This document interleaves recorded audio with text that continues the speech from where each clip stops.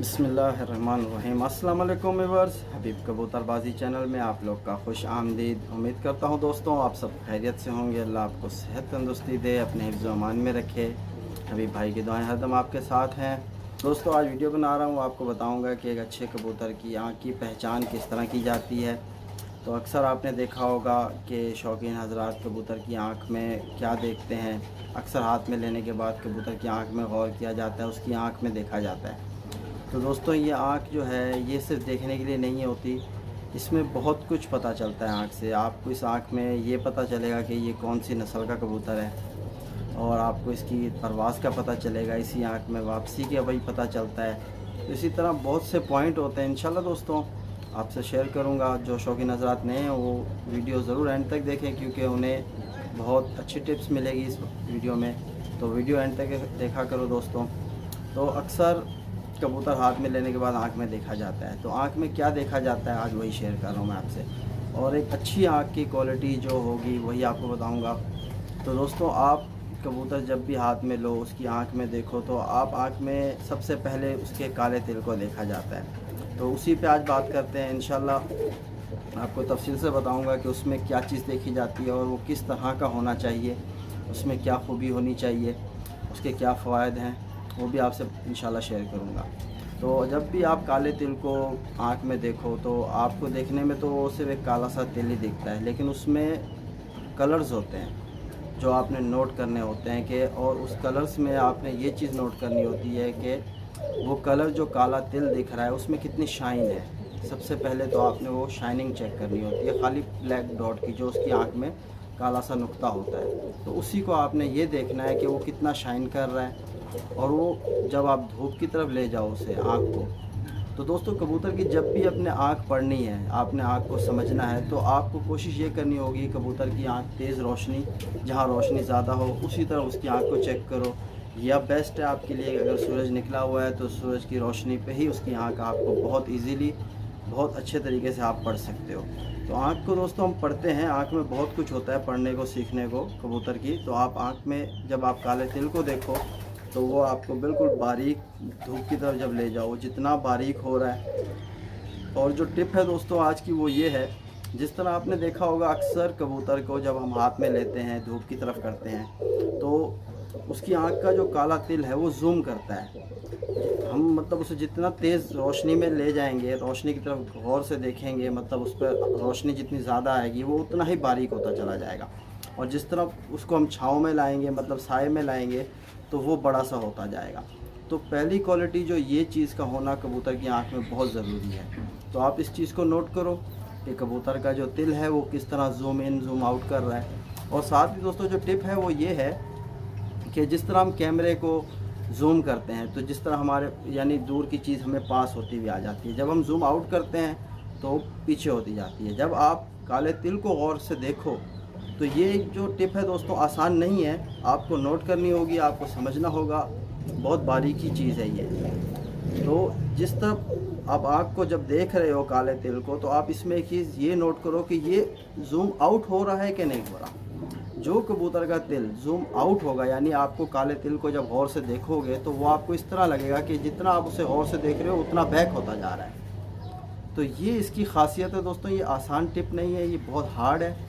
तो आपने नोट करनी है। आप चंद परिंदे पकड़ो अपने, आप गौर से करो। जब आप एक चीज़ को कंटिन्यू देखा करोगे तो इंशाल्लाह आपको ये फ़र्क खुद ब खुद महसूस होने लगेगा।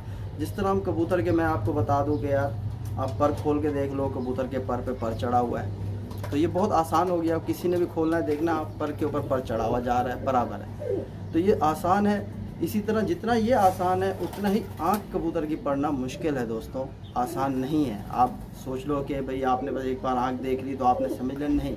जो कबूतरबाज है, जो शौकीन है, जो अच्छा कबूतर परवर है, उसके लिए तो ये बहुत आसान हो चुकी है, क्योंकि उन्होंने अपनी लाइफ यानी बहुत वक्त कबूतर के साथ गुजार दिया, तो उन्होंने एक एक चीज़ की नोट कर चुके होते हैं, तो उनके लिए आसान है ये चीज़। पर जो नए शौकीन हैं उनके लिए थोड़ी डिफ़िकल्ट है, उनको थोड़ा समझना पड़ेगा। जितना कबूतर को आप केयर करोगे, उनको हाथ में लेके जितना आप आँख को पढ़ने की कोशिश करोगे, आपको उतना ही आसानी होगी, जो पॉइंट्स मैं बता रहा हूँ।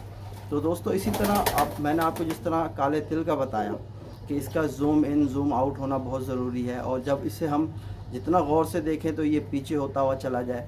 और इसमें आपको शाइन दिखनी चाहिए, इस काले तिल के अंदर चमक होनी चाहिए। चमक ऐसी होनी चाहिए आपको जैसे लगे कि जिस तरह कुछ चीज़ चमक रही है, जैसे हम देखते हैं ना कुछ चीज़ चमकती है, शाइन करती है, इसी तरह ये तिल भी शाइन करे। जितना शाइन करेगा और जितना जूम इन जूम आउट होगा धूप में आपको पकड़ने से, रोशनी में, और जितना बारीक होगा उतना ही बेस्ट होगा, उतना ही अच्छा कबूतर होगा। आप कोशिश करो, जो पॉइंट मैंने आपको दिया है आँख का, आप इसको नोट करो, आप इसको समझो। अगर आप समझने की कोशिश करोगे तो ज़रूर आपकी समझ में आएगा। दोस्तों कोई चीज़ मुश्किल नहीं होती, पर थोड़ी डिफ़िकल्ट होती है, आपको कोशिश करनी पड़ेगी। तो इंशाल्लाह दोस्तों इसी तरह मैं आपको आँख के हवाले से और जो पहचान है इसकी आँख में, और जो हम रीड करते हैं, इसका फर्स्ट रिंग हो जाए, इसके आँख के ज़मीन, आँख पे जो डॉट होते हैं ज़रात, और जिस तरह लास्ट रिंग, इंशाल्लाह इस पे वीडियो आपको देता रहूँगा। तो दोस्तों जिस तरह मैंने अब आपको बताया कि ये तिल बारीक और चमकदार होना चाहिए, तो ये वजह क्या है कि हम इसे बारीक क्यों पसंद करते हैं कबूतरबाज, यानी जिस तरह शौकीन हजरात हैं वो क्यों कबूतर का ये तिल बारीक पसंद करते हैं। बारीक तिल का जो कबूतर होता है दोस्तों, पहला पॉइंट तो इसका ये है कि ये अगर बारीक तिल की सलाहियत रखता है कबूतर, जूम इन जूम आउट करने की सलाहियत यानी इस कबूतर में है, जिस कबूतर में ये चीज़ होती है वो कबूतर आसमान की बहुत गहराई में उड़ता है। और जो कबूतर गहराई में उड़ने वाला होता है, तकरीबन ऐसे कबूतर ज़ाया नहीं होते। बहुत कम अल्लाह की तरफ से हो जाएं या कोई जानवर उसे ले जाए ऊपर से, तो वो कबूतर ज़ाया हो जाते हैं। अक्सर ऐसे तिल का कबूतर जो है, बारीक तिल का, जितनी भी मतलब मौसम ख़राब होगा, कोशिश इस कबूतर की ये होती है कि ये अपने घर में ही उतरेगा, क्योंकि ये कबूतर अच्छे खासे आसमान की गहराई में उड़ता है। तो ये इसीलिए अपने घर को बिल्कुल कवर कर लेता है। बहुत जितना गहरा जाने वाला कबूतर होगा वो घर को उतना ही अच्छे तरीके से समझेगा, और वो कबूतर कम बहुत मुश्किल से यानी कि ज़ाया होगा।